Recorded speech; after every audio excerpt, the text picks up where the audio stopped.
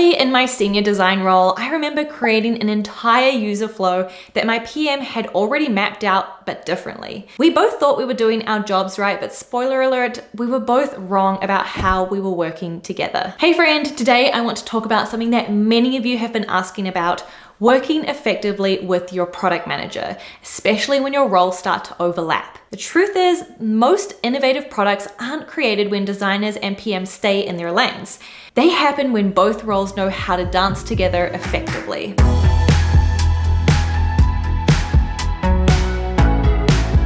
Now, this is not an introductory video about the difference between PM and design. I'm assuming you're already working closely with a PM and you're at a point where you're starting to overlap with your responsibilities and perhaps looking for tactics to resolve that overlap or work more effectively together. Throughout this video, you're going to see some clips from Q&A sessions I've had during my course, Product Strategy for Designers. So you'll hear from senior design leaders Tregg and Miranda Slayter, who both provide some valuable insights on this topic. If you're watching this, you're probably at a level in your career where you're teetering on that senior level or newly senior, and a lot of your role as a designer has extended now beyond just the craft.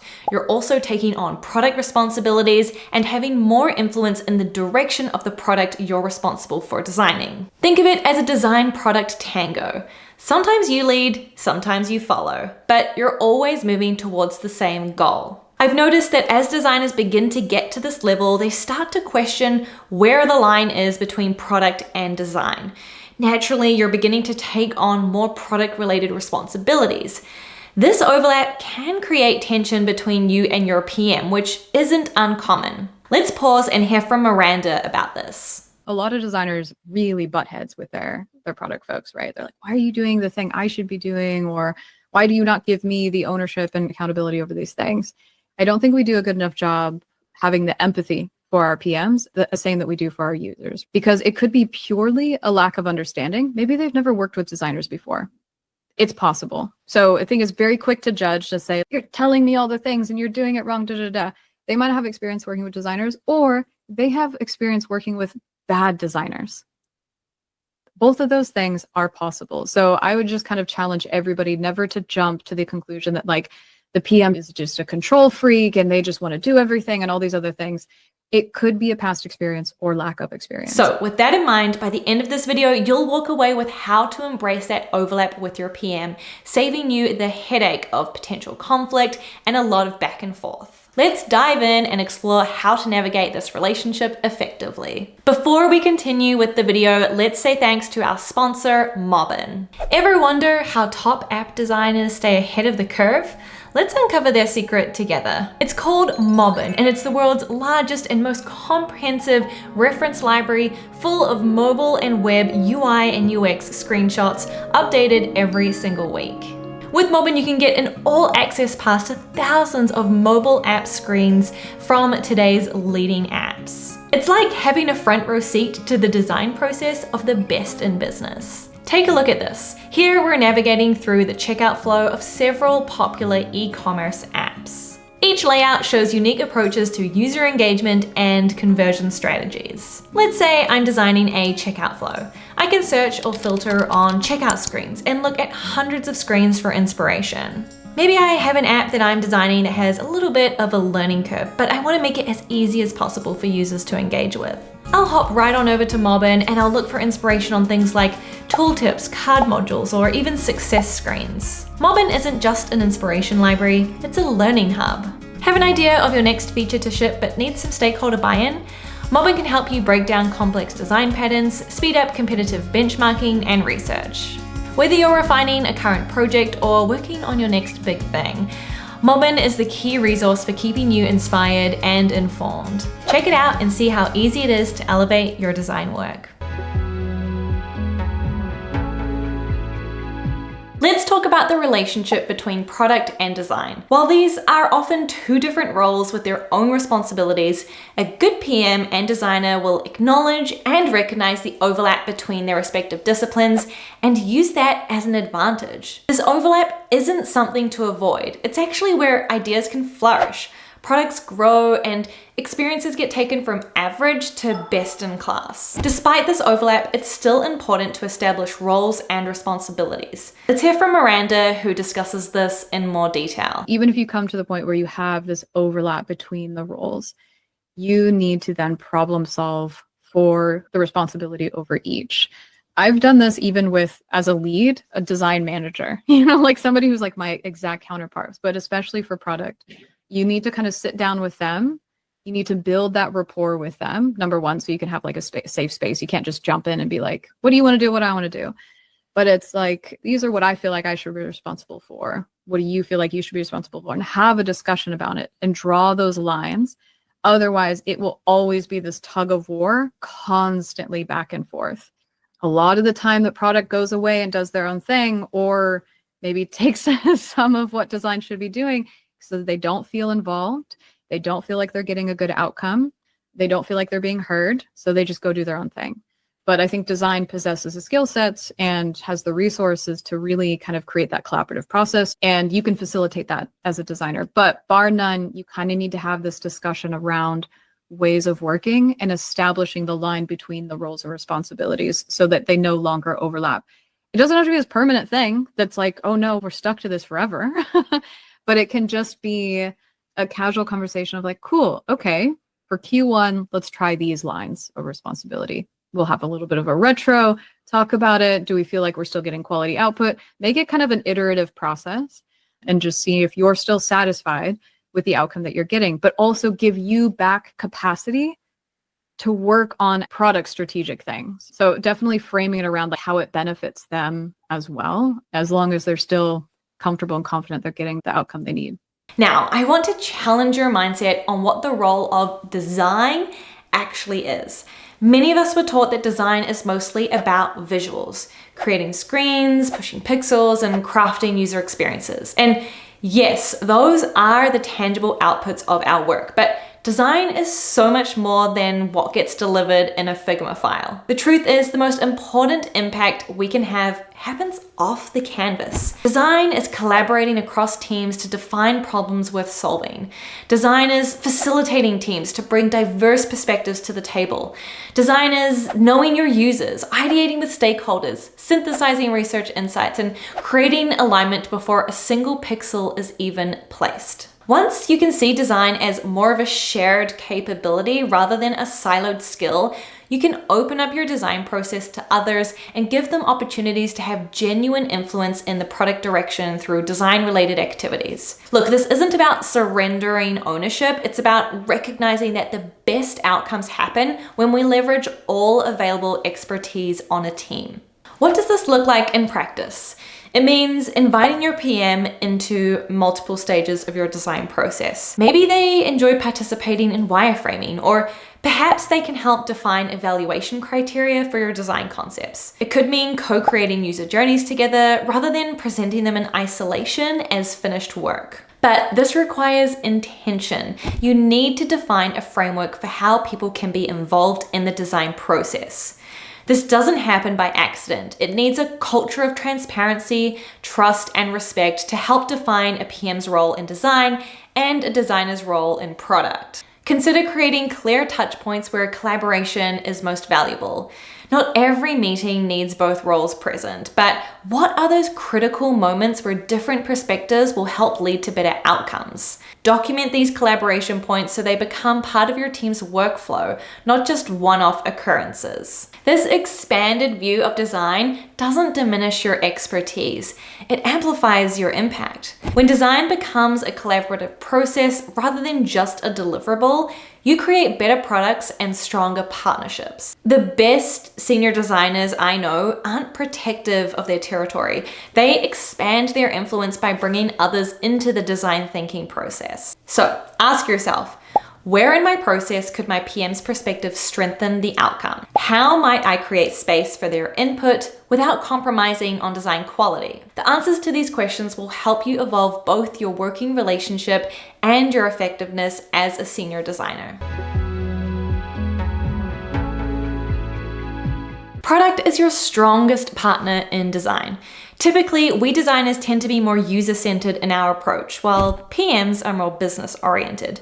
They're focused on how to generate impact for the business. But the reality is, good PMs and good designers consider both the user and the business impact, with each being ultimately responsible for one side of that equation. It's important to think about these considerations collectively.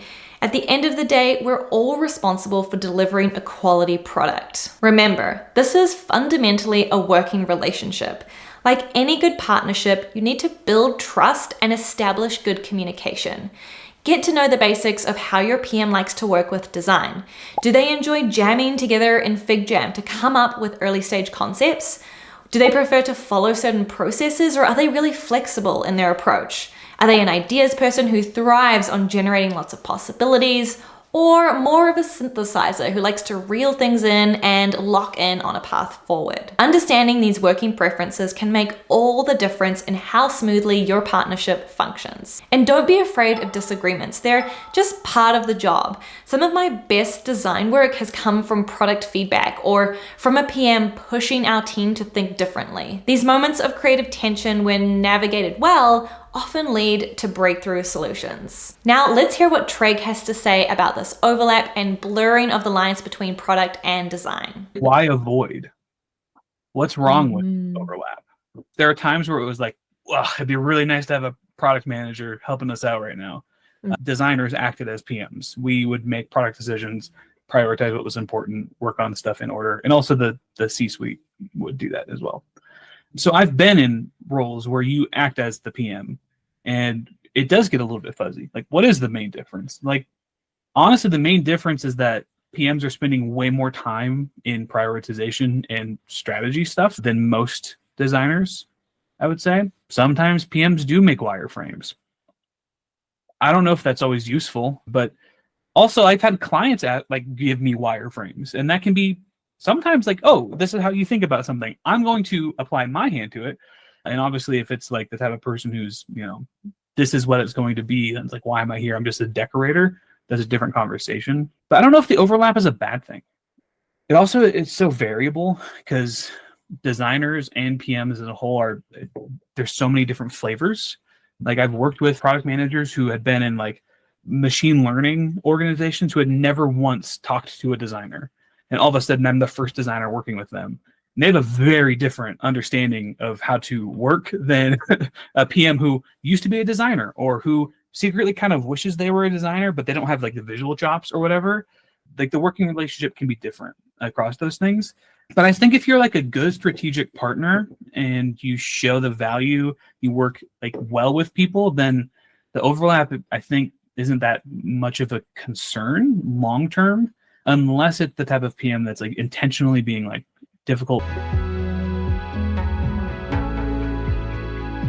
Let's talk about something that's fundamental to the successful product design partnership: speaking your PM's language and building empathy for their perspective. Can you speak the language of a PM? You know what? Let's test it right now. Product is often focused on business metrics, OKRs, KPIs. Does hearing these terms make you sweat? PMs typically view products through the lens of features, whereas we designers tend to break products down into user journeys or user stories. Now, I'm not saying to stop writing user stories per se. They are incredibly valuable, but consider how you can tie user stories back to features, or use them to break down bigger products into smaller feature releases that your PMs can work with. This translation is key to effective communication with your product partner. Let's look at an example together. So instead of just presenting user needs, try framing it like, users typically behave in this way, which is leading to this type of business impact. So going forward, I'd recommend we ship our features with this in mind so that we can continue providing a good experience for our users while also reaching these business milestones. This kind of translation shows that you understand both worlds, the user experience and the business metrics that drive product decisions. Miranda has some really insightful thoughts on this topic of building empathy for our product partners, so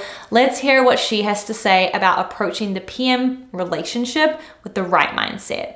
So if you're not already, every single time that you present a design, you have to allow people to understand what business value it adds to. So if you are trying to solve a particular problem, it can't just be like, oh, this will make our users happy. It has to be, this will the impact that I anticipate. That's the baseline. You have to have that solid foundation. Speaking the same language as product is core to them listening to you. If you always come in with UX jargon, you're setting that barrier for yourself. And bar none, it'll be very difficult for them to listen to you. Then it's trying to find time within your capacity to do your own design exploration that can then start to feed back in. Start with little wins to do a little bit of design discovery. So maybe you did a usability test, but it was for a very specific feature, but you ended up finding some other learnings.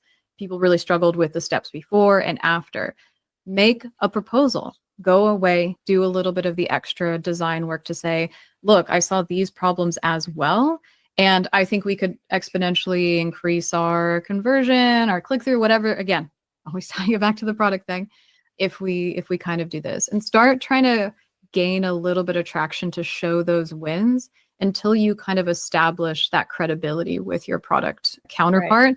Because then it'll be a lot easier to have that conversation of like, hey, I know planning's coming up. I want to try to do a little bit more design exploration, give you guys a little bit more confidence behind some of your decisions, however you need to sell it. So can I be included in those conversations? You have to kind of prove that value for them to even start to consider. As we wrap up today, let's recap some of the most important points we've covered about navigating that product design overlap. First, we acknowledge that the overlap between product and design isn't something to avoid. It's actually where innovation thrives. When you reach that senior level as a designer, this blurring of the lines is natural and can be incredibly powerful when managed well. We explored the importance of speaking your PM's language, connecting user value to business impact, and translating user stories into feature-based thinking that aligns with how product managers typically think and work. Miranda reminded us about the critical importance of having empathy for our PMs, understanding that their approaches might stem from past experiences or lack of experience working with designers, rather than jumping to conclusions about control issues. And we challenge the traditional definition of design, recognizing that it extends beyond just the visuals and deliverables into collaboration, facilitation, and shared problem solving, creating opportunities for PMs to meaningfully participate in the design process. Remember, the most impactful designers aren't those who guard their territory. They're the ones who know how to expand their influence by creating shared ownership of the right problems. I hope you found this helpful as you navigate your own product design partnerships. If you have any questions or want to share your experience working with PMs, drop them in the comments below. And if you enjoyed my video, don't forget to like and subscribe for more insights on advancing your design career. Thanks for watching, friend, and I'll see you in the next video. Take care.